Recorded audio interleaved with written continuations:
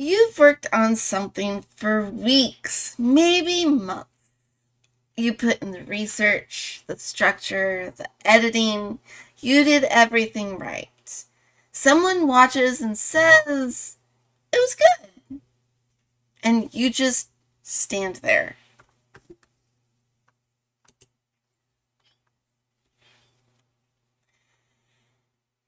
Like, good? That's it? That's all I get after that? Okay, I got you. I'm just gonna go disappear off the face of the earth and never create anything again. And this is what annoys me. As good as the death sentence nobody warns you about. Because it means it didn't stick. It means they'll forget it by tomorrow. And it means you did everything correct and still missed the whole point. And you don't even know what you missed. And here's where this falls apart. Adding more won't fix it. More information, more segments, better production. That's not what's missing. What's missing was never the content. It was the reason to care about the content. Here's what I keep watching happen, and I see it in writers and YouTubers and streamers specifically. Oh. They put together something structurally sound, technically correct, and completely forgettable. And when they try to fix it, they always go to the same place. I need more content. The pacing was off.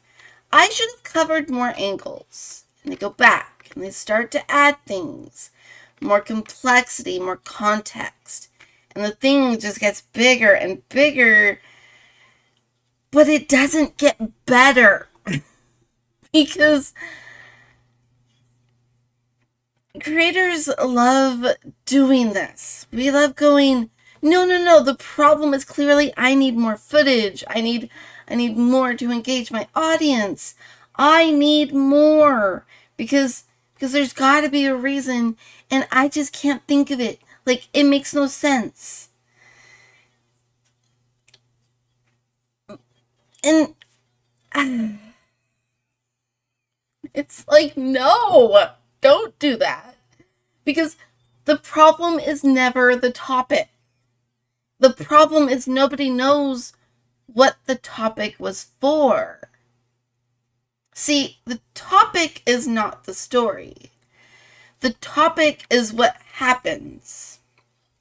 The story, on the other hand, what makes people actually feel things, is what the topic means to the person experiencing it. Writers confuse these constantly. So do creators. And it's costing them millions. Well, not money, but you know what I mean. See, the plot is a delivery system.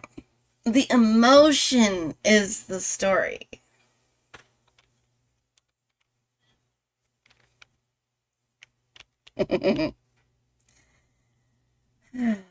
Titanic. Everybody knows how it ends. The ship sinks, Leo dies. Not a spoiler. It's been 25 years and it's also history. You knew the ending going in, and yet people were wrecked in that theater. Every theater. Crying, gasping about a movie where they knew the ending before the opening credits finished. So how does that work? Well, that's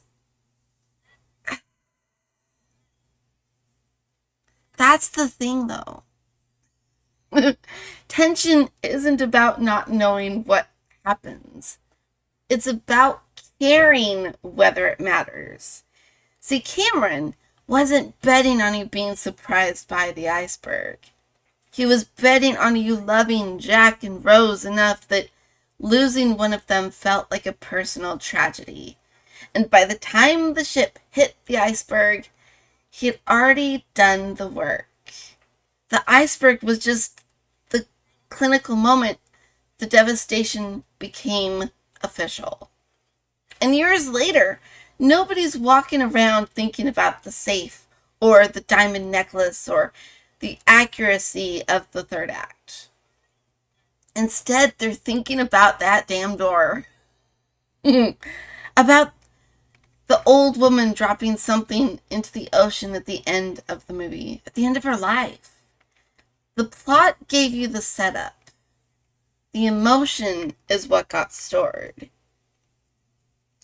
And this is where nobody talks about this. It applies directly to your videos, to your stories, to your writing in general. Because nobody is going to remember your chapter markers or your chapters headings. They're not going to remember the B-roll. What they're going to remember is the moment you said something that made them feel understood or called out or genuinely curious in a way they weren't expecting. That moment is your emotional core. And if you don't know what that moment is before you start building, you're just hoping it shows up on its own. It won't. Trust me on that. So what ends up happening is this.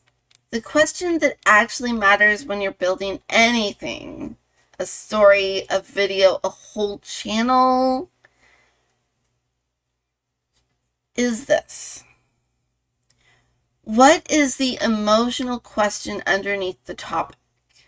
See, the topic for Titanic is, do Jack and Rose survive? But the emotional question is closer to, does love mean anything in a world that can take everything away from you in a single night? See, that's a thesis. A real human thesis. And whether you think it's sappy or not, you can't deny that movie knew exactly what it was saying. It had emotional clarity. And that clarity is what made it work. Okay, but clarity is not simplicity. You can have a complex emotional question, a messy, uncomfortable, unresolved one, but you have to know what it is. Because if you don't know the emotional question, you can't guide anyone else through it. You're just putting information in front of people and hoping you feel something. That is not a craft strategy. That's a lottery. I mean, I don't know about you, but I don't remember half of the videos that I watch, ever. Like, I could watch them once, cool. Watch them twice, okay, I may get it. But the thing is we need to remember that a lot of times people watch our videos or our content or listen to our stories or do other things in the background a lot of times. Because the ones that actually make them stop are the ones that have that emotional core. The ones that make them go, excuse me, what? Or hold up, I didn't know that. Those are the ones that just, chef's kiss. Like, I will watch those forever.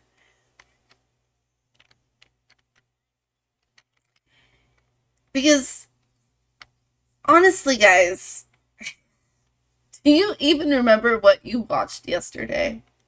Like, favorite shows aside, like, do you remember, can you recall with perfect clarity, clearly? Anyway, can you recall everything that you watched yesterday? Because, honestly, we don't. Because we are so constantly used to having having information go in and out that nothing really sticks unless there is an emotional core to it. Then it tends to stick. Okay. So The Notebook gets filed under love story because people are lazy with labels. But this part makes no sense. The framing misses everything that makes it land, actually. See, The Notebook isn't really about falling in love. It's about memory loss. I mean, think about it. It's about what happens to love when one person can no longer remember having it. The period romance, the class conflict, the Allie and Noah drama, all of that is costume. Genre is just the outfit the story is wearing. The emotional question underneath all of it is, if one of you forgets, was the love still real? And honestly, that's kind of devastating to think about. And The Notebook earns it every time Ryan Gosling reads from that notebook to an old woman who doesn't know who he is. Who is the woman in that notebook? And you watch her face flicker for recognition because sometimes she remembers and sometimes she doesn't. See, that's not a love story. That's a story about the terror of watching someone disappear while they're still in the room with you. So, in real life, think about what that means for creators in practice. Like, 2 channels can cover the exact same topic. Same information, same research, comparable production. One gets watched once and forgotten, and the other builds a community. See, the difference is almost never the topic. It's that one of them figured out why the topic mattered to a real person sitting watching that screen. One of them had an emotional question underneath. The other just had your local information.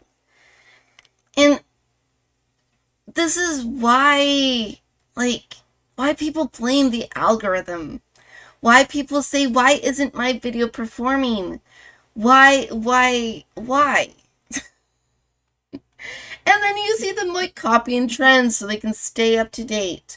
Or you see better edits. And sometimes it lands, sometimes it doesn't. Sometimes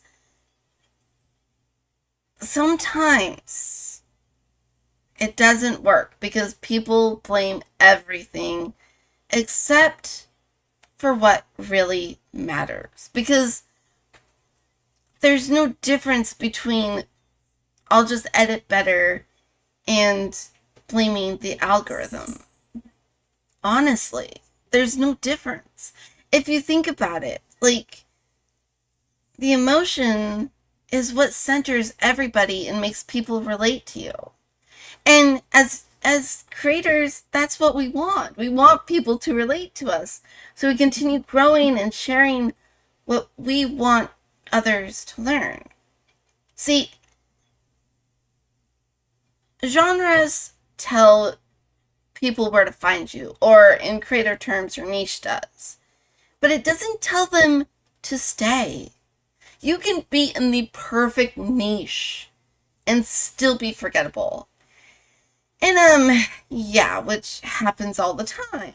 Which is why YouTube has so many new creators that just dip. Because they don't discover what that emotional question is. That they need to answer. Not only they can answer, but, but that they need to discover for themselves in researching the topic. And it's we've all been there. I've been there. It's kind of why, I don't know if you've been paying attention to how my channel was kind of why I've like been improving gradually and gradually, and it makes sense if you think about it in that way, that it takes approximately 3 to 6 years for creators and for people to kind of figure shit out, basically. Because new creators, like, they hit a paywall, or they hit not a paywall, they hit a wall, and their first gut instinct is like, okay, I'm not doing it anymore, we're good, I'm not doing this, bye. But it's like, you need to not do that. Okay, this is me talking to the younger creators. Don't do that. Find that emotion, the reason why you wanted to start a YouTube channel. It doesn't matter if it's been done a billion times before. You know it. You know the emotional question that you need to ask and that you need to answer. It's going to take a while to find it. And yes, it may be saturated. Yes, there may be a billion people online that don't agree with you, but you know what? Who cares? Okay? Just do it. You will not regret it. Trust me. Anyway, okay, sorry. Rant over.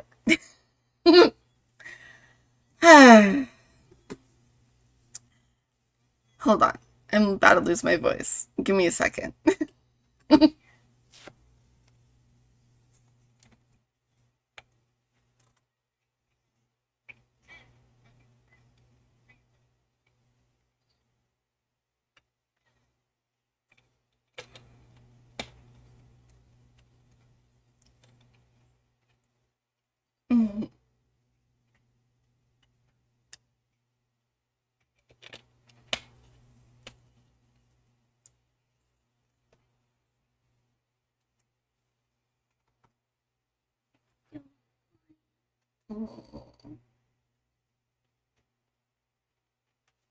Do you want to come say hi to the people?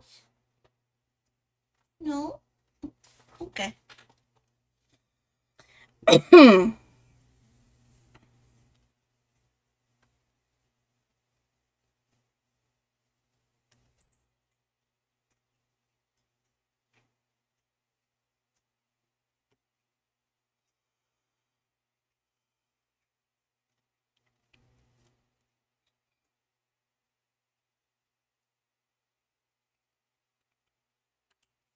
Okay.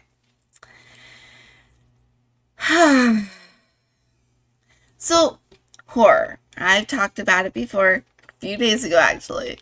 But I want to go back to it because horror is probably the genre where this is most obvious once you see it. See, it gets dismissed as shallow, jump scares, gore for the sake of gore. I don't know why this is a thing, but the horror films people actually carry with them do something entirely different. They're using the horror as a delivery system for something that's already terrifying. Something that's real before you add a monster. Get Out. Technically a horror film, but here's the thing. The horror works because the anxiety is real before anything supernatural happens.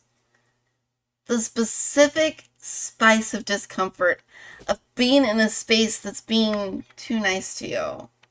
The microaggressions that are hard to call out individually because each one seems small. But together, together they add up to something that feels deeply, undeniably wrong.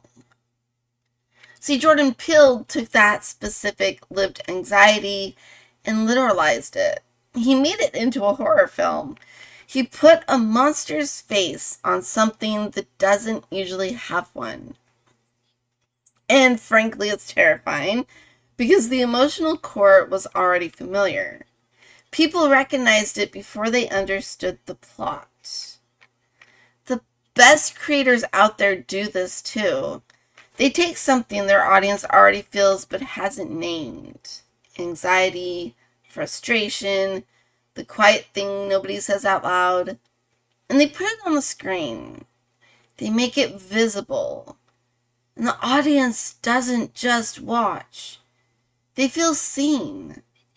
That's not an accident. That's someone who knew exactly what emotional question they were asking and built everything around the answer. Hold on. I want to push back on something before this turns into a complexity bad, simplicity good argument, because that's not the point. See, Interstellar is one of the most plot-heavy films in recent times. Wormholes, black holes, time dilation, a whole subplot about equations and fifth-dimensional beings who may or may not be future humans. It's a lot, and it works.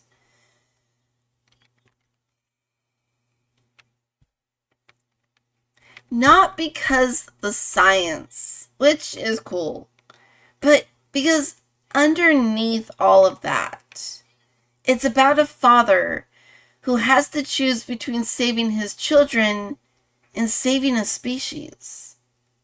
And that specific horror of watching your kid grow up in real time while you stay the same age.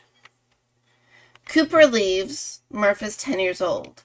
When he finally comes back, he's exactly the same. And Murph is dying. The old woman, she sends him away because she doesn't want him to watch her go. You literally spend 2 hours watching Nolan explain physics, and then that happens?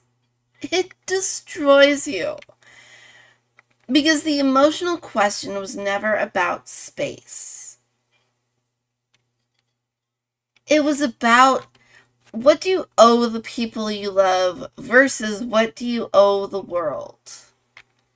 And can you even know the answer before it's too late? The plot put it in space. The emotion put it in every parent who has ever had to choose between something that felt important and just being present. That's not a niche feeling. And this is where it gets weird. The science isn't decorative. The time dilation is the emotional metaphor made literal. When Cooper misses years of his daughter's life because of a planet's proximity to a black hole, that's not a plot mechanic. That's the emotional horror made into reality. Nolan found a way to put the feeling inside the concept, which is awesome. And when you don't have that, when the emotion and the topic are running parallel instead of intertwined, and then you end up with a context that's interesting but doesn't stick. Great production, solid information, and 3 weeks later the audience can't remember your channel name. Because nothing anchored the topic to something that lives in the body. And it's really sad. Because a lot of times, there are a lot of good channels out there, even young channels. And a lot of the ones that stay are amazing, but the ones that aren't, it's like, yeah, that was good, but it could be better. You know? And and it's just sad that to see so many creators just give up before they reach that point, because it doesn't come automatically. I mean, yes, you do have an idea of what you want to do, but the logistics behind it take time. Not gonna lie. It takes a long time. Sometimes years, sometimes months, but it does not happen overnight.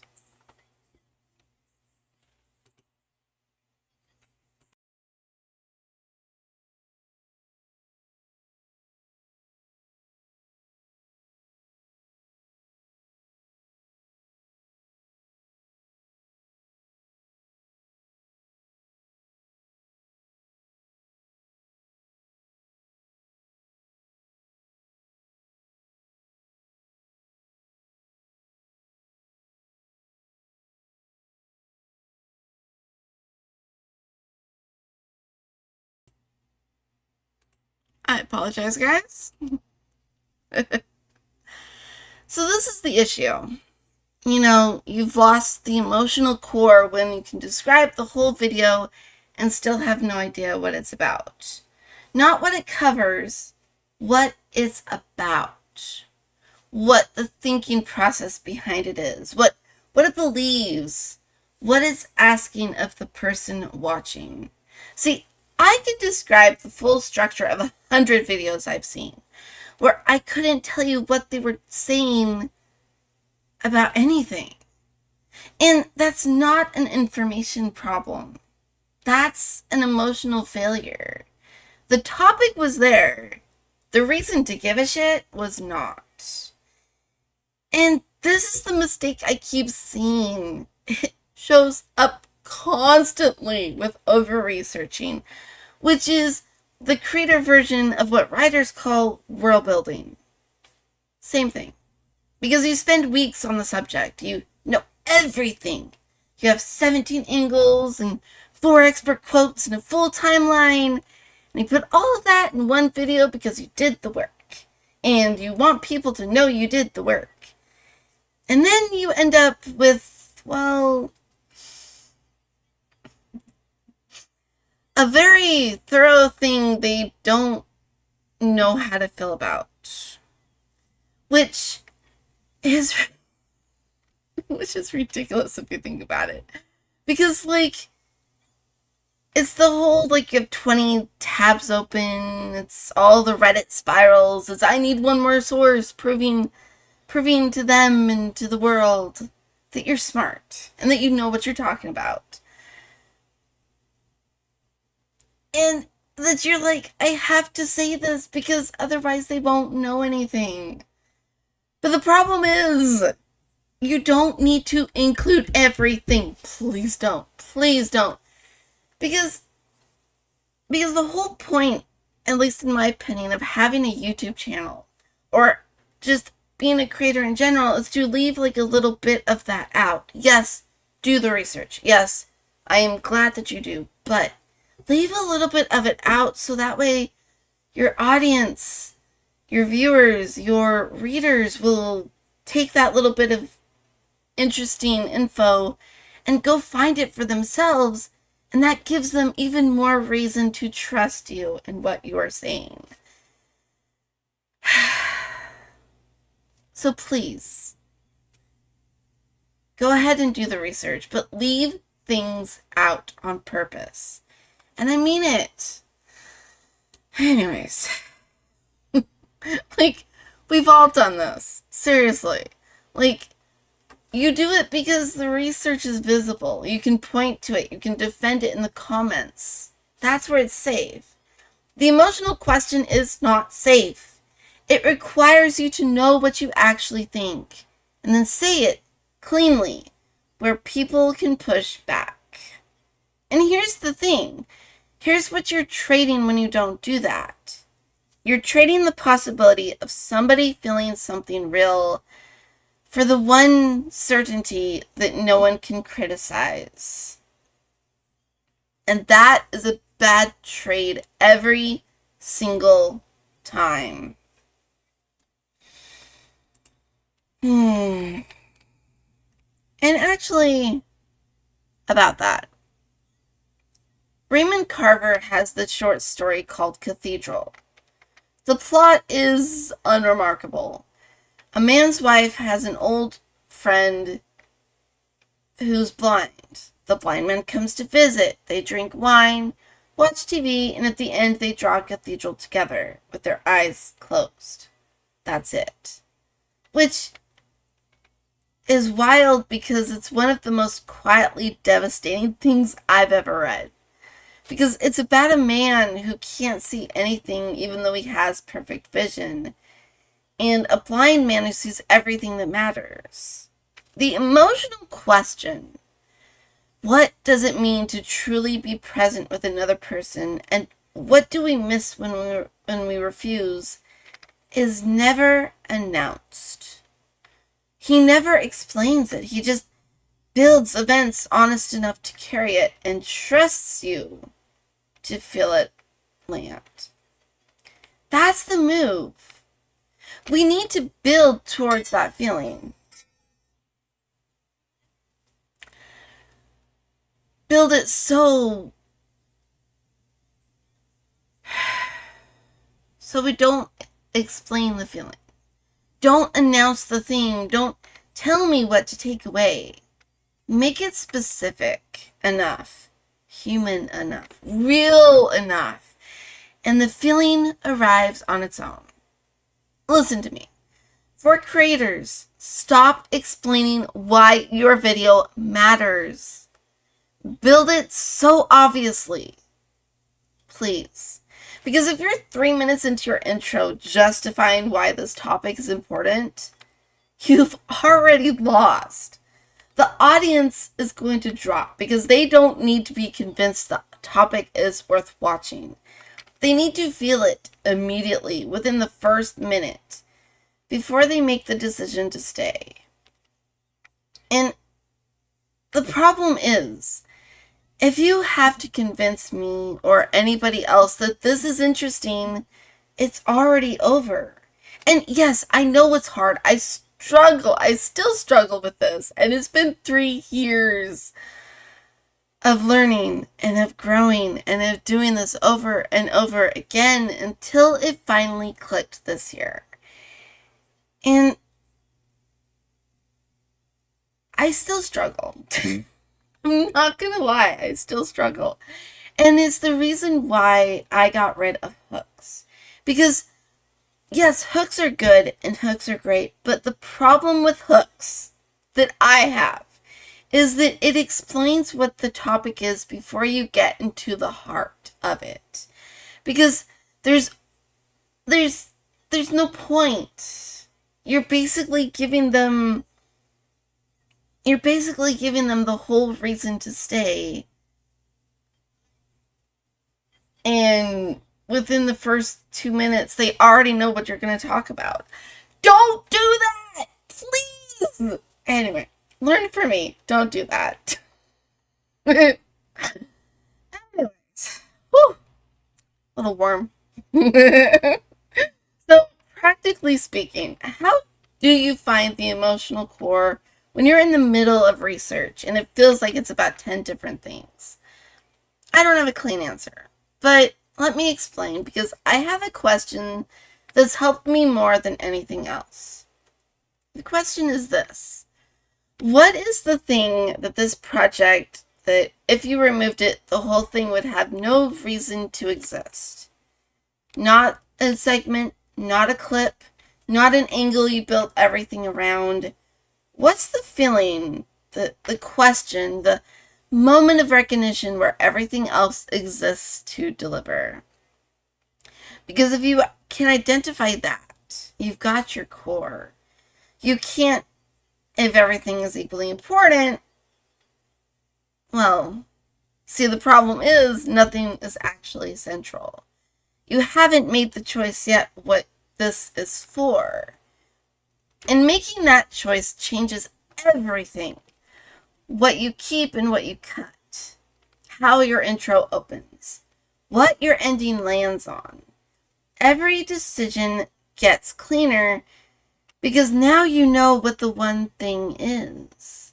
And oddly enough, once you know it, the rest gets easier.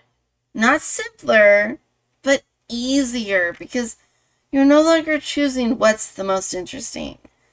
You're choosing what puts the most pressure on the question that matters. As I was saying, the last thing, and I'll be honest, I'm still working through this as well. The emotional core has to be something you actually believe. Not something you think the audience wants. Not something that feels important without a capital I. Something you generally think is true about the topic. Even if it's uncomfortable. Even if it complicates things you've said before. And it's the thing that most creators forget, I think. Because, I'm sorry, Creators are so busy chasing trends and virality that they forget what made them want to do it in the first place. Because audiences can tell when you mean it. They can't always tell you, but they feel the difference between somebody performing depth and somebody actually standing behind something. The creators who build real, lasting audiences, they're not the ones with the best production or the most polished thumbnails or the most virality. They're the ones the audiences trust that they're getting something real from. That the person behind the camera actually believes what they're saying. Every unnecessary argument, every extra research tangent, every piece of content that is not in service of the emotional question, some of that is genuine craft and some's avoidance. Only you know which one it is. So do yourself a favor. Before your next video, before you open a single doc or record a single frame, ask yourself a question. What do I want someone to feel when this is over? Not what do I want them to know? Not what do I want them to think? But what do I want them to feel? Start there. Build toward that. Everything else is just how you get there. All right. I kind of want to know what y'all are sitting with, because I feel like this is one of those things that sounds obvious when you hear it, but actually applying it is a completely different experience. So if you're in the middle of a project and you're not sure what the emotional core is, I genuinely want to know what you think it could be in the comments below. And let's talk about it, because, I'm here to help you guys out. Drop it in the comments below or in chat if anybody's watching. Okay, anyway. So I'm here for you guys. Seriously, let me know. I'm happy to help. All right. So do with that what you will, but if things start hitting different after this, that's not an accident. It's just you finally paying attention, as you deserve. If you want more around this kind of thing, check out my link tree below. If this actually made you think, go ahead and like the video and subscribe so you don't miss the next one. This is WriteSparky,